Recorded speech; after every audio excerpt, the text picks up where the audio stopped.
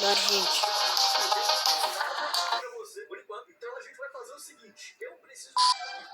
Temos aqui em frente na rua.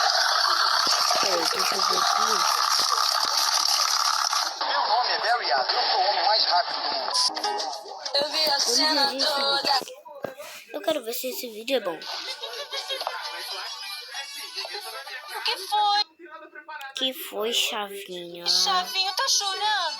Não, tô lavando os olhos de dentro pra fora.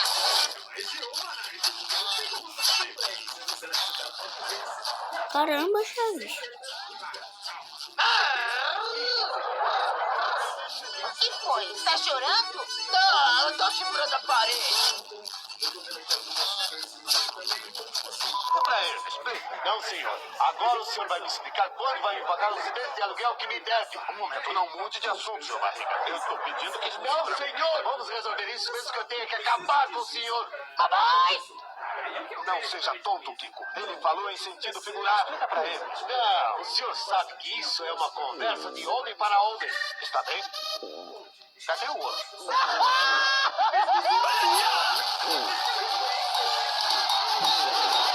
Quanto custa uma foto? 40 mil. Mas como 40 mil? Bom, 40 mil se a foto sair muito bonita. Se a foto sair mais ou menos, eu lhe cobro 30. Se a foto sair feia, só lhe cobro 20. Se sair horrorosa, eu lhe cobro 10. Agora, se ela sair Kiko, não lhe cobro nem um centavo. O que quer dizer? E tem mais. Se me deixar fotografar a Ainda senhora, nesse ele dou vídeo, 10 gente, mil de nós volta. iniciamos aqui, que é em busca da casa do... Não, Chaves, aqui. Eu surpreendi o pessoal falando de mim. E quando eu fui perguntar o que estavam falando, começaram a disfarçar, como se não tivessem coragem de dizer a verdade. Que verdade. Que tenho muito pouco tempo de vida, Chaves. Bom, mas isso acontece com todos os velhinhos. Se eu sou velho, você é um morto de fome. Mas a fome se mata comendo.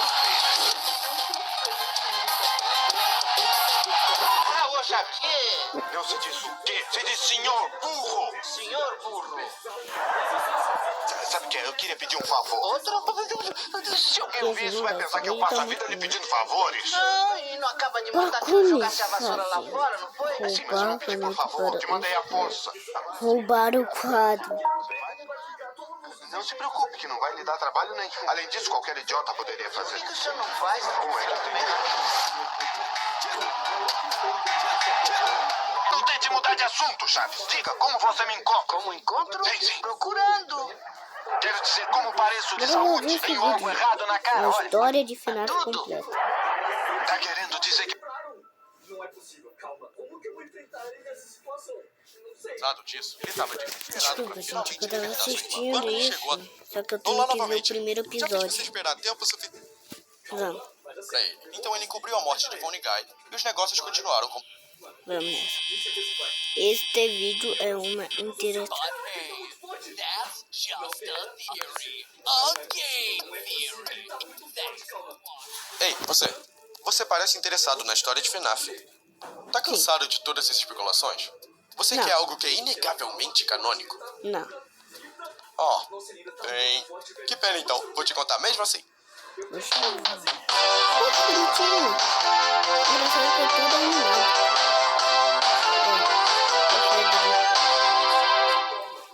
O ano era 1983. Janeiro, pra ser exato. Dois Zenningens, Henry Emily e William Afton, estavam andando pelas ruas da cidade de Hurricane, em Utah, quando de repente perceberam que nem sequer uma vez na vida tinham visto um urso pardo amarelo.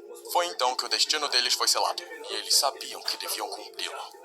Henry e William eram meio que entusiastas da robótica, então eles finalmente usaram seu potencial inexplorado para criar o urso animatrônico mais realista possível.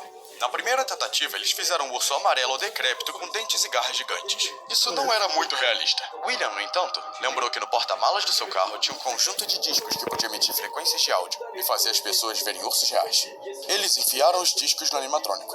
E de repente ele tomou a forma de um lindo urso pardo dourado, que eles chamaram de Ferdinando von Bernard. Ele era extremamente bonito e tinha uma voz incrivelmente suave, só que as frequências de áudio acidentalmente deram a ele conhecimento e poder cósmico, além da compreensão humana. Federão. Isso era bem perigoso, mas os parceiros de negócios não se preocuparam muito com isso, até que toda a cidade evacuou ao ver essa fera dourada.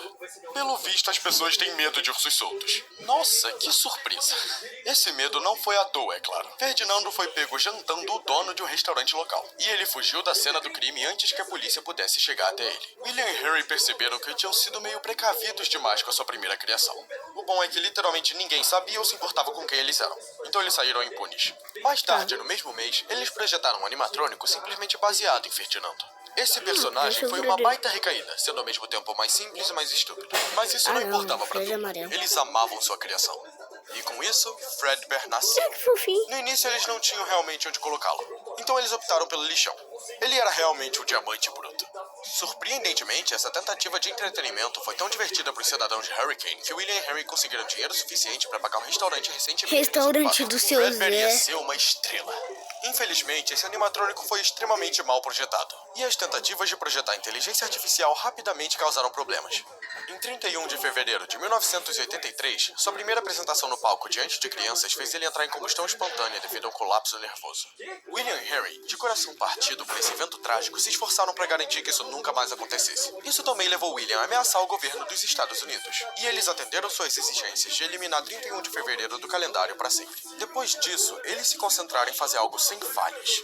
Mas então eles fizeram as roupas de Springlock. Em uma tentativa de aliviar os nervos dos animatrônicos e não permitir suas pausas legalmente exigidas, Harry e William criaram mecanismos que podiam prender as partes do esqueleto nas bordas internas do traje, para que uma pessoa possa entrar e atuar como personagem. Por precauções extras de segurança, eles criaram um parceiro para o novo Fredbear 2.0, para aliviar seus nervos. Por algum motivo, o melhor nome que eles inventaram para o parceiro de Fredbear foi Spring Bonnie. William insistiu nesse nome, e Harry se sentiu ameaçado demais para argumentar contra ele. Onde as precauções de segurança foram ignoradas, no entanto, foi o fato de que as travas de mola impedindo as peças do endoesqueleto de perfurarem os órgãos vitais de uma pessoa eram feitos de clipes de papel. O mais leve espirro poderia ativá-las. Aqueles dois eram realmente inventores brilhantes. A dupla dinâmica tinha acabado de criar uma dupla dinâmica. William foi o único que teve a coragem de realmente testar as roupas de Springlock, e acabou percebendo que gostava de dançar como um coelho amarelo um pouco demais. Mas Harry não se incomodou com isso, já que William ainda era perfeitamente capaz de lidar com as finanças como personagem. Alguns meses se passaram e a Fredbear's Family Diner foi um sucesso. Não, Leo. Fredbear e Spring Bonnie eram tão amados pela população entediante de Utah que William até conseguiu fechar um acordo com um estúdio de animação barato para fazer um desenho animado chamado Fredbear e seus amigos. A única desvantagem era que o estúdio precisava de mais personagens, e eles recusaram personagens amarelos. Por pura obrigação, Leopoldo, Theodore, Mirabella e Foxy foram criados. Não, a Mirabella não é amarela, ela é xantofila. Você que é daltônico. Certamente essas pragas que William e Harry foram forçados a criar nunca mais seriam relevantes em nenhum outro contexto. William e Harry estavam no auge, e William finalmente recuperou a custódia dos seus filhos. No entanto, um de seus filhos, cujo nome foi retirado do registro, entrou na sala de funcionários da Fredbear e viu Fredbear fumando um charuto. A despreocupação de Fredbear sobre sua saúde respiratória foi verdadeiramente traumatizante para a criança. Em pânico, a criança saiu correndo da sala, mas acidentalmente tropeçou no pé de Spring Bonnie. Sem que ele soubesse, o animatrônico estava sendo vestido por Harold, o zelador. E essa colisão foi suficiente para ativar as frágeis travas de mola e perfurar Harold de todas as formas. A alma de Harold, com o coração partido por sua morte prematura na fursuit do seu chefe, se transformou em pura agonia e se tornou uma criatura das sombras. Ele deu a si mesmo um nome bem maneiro, mas infelizmente ele nunca aprendeu a soletrar, então acabou ficando assim. Chocantemente bem em testemunhar isso acontecer, a criança foi para casa e convidou seu irmão mais velho, Michael, para jogar uma partida de Uno com ele. No entanto, teve trapaça.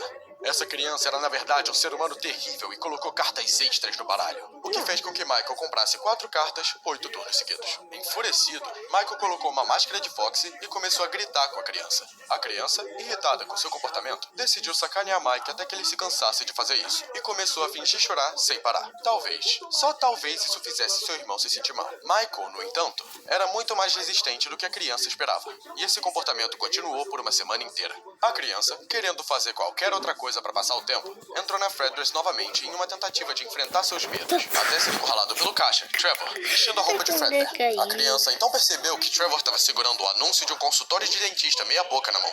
Então a criança propositalmente empurrou Trevor para ativar as travas de mola da sua fantasia. O espírito de Trevor, meio aliviado com a situação, na verdade, se transformou em uma criatura das sombras mais tranquila que só andava por aí chamando as pessoas para sua fila de conga. A criança voltou para casa, completamente bem com o fato de que acabou de matar um homem, e contou para sua pelúcia de Fredbear tudo o que ele fez. Esse cara é um monstro. No dia seguinte, Michael e seus amigos de Uno invadiram o quarto da criança para levá-la a Fredbear's para o seu aniversário. A criança ainda estava se comprometendo com o ato de chorar, mas isso foi uma má ideia, pois fez eles pensarem na ideia de enfiá-lo na boca de Fredbear. Então, isso foi exatamente o que eles fizeram. Eles, zombando, disseram à criança para dar um beijão no Fredbear, o que o animatrônico tomou conhecimento imediato. Essa era uma situação muito perigosa para sua carreira. Então, sem pensar, Fredbear apertou o maxilar no crânio da criança. Isso aterrorizou Michael e seus amigos por uns 5 segundos, até perceberem que a criança saiu ilesa. Pelo visto, William e Henry deram dentes de borracha para os animatrônicos. Ótimo recurso de segurança. A criança estava furiosa e disse que ia fazer aquilo de novo. Mike não sabia o que isso significava, mas parecia intimidador. Então seu amigo Jeremy Fitzgerald II deixou a criança inconsciente usando uma cadeira. Isso só estressou Michael ainda mais. Então ele levou a criança para o hospital às pressas, onde ele foi diagnosticado com uma leve concussão.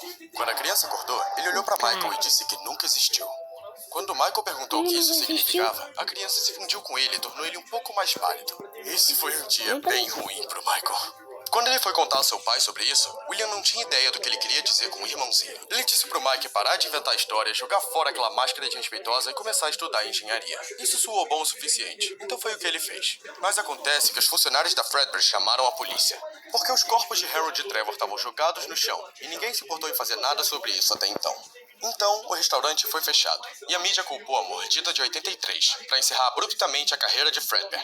Eles estavam mesmo com inveja. William e Henry voltaram à estaca zero, e devido às abundantes controvérsias e investigações, eles passaram alguns anos despercebidos. Mas em 1985, eles finalmente abriram um novo negócio. Com a quantidade de dinheiro que eles ganharam da Fredbear's, eles foram capazes de comprar um novo restaurante com facilidade. Infelizmente, Fredbear foi executado publicamente 2 anos antes. Então, William e Henry fizeram o impensável. Eles fizeram animatrônicos dos personagens do desenho animado que só existiam por pura obrigação. Leopoldo foi a decisão imediata para o novo mascote, já que ele era realmente um urso. Ele não era dourado, mas serviria.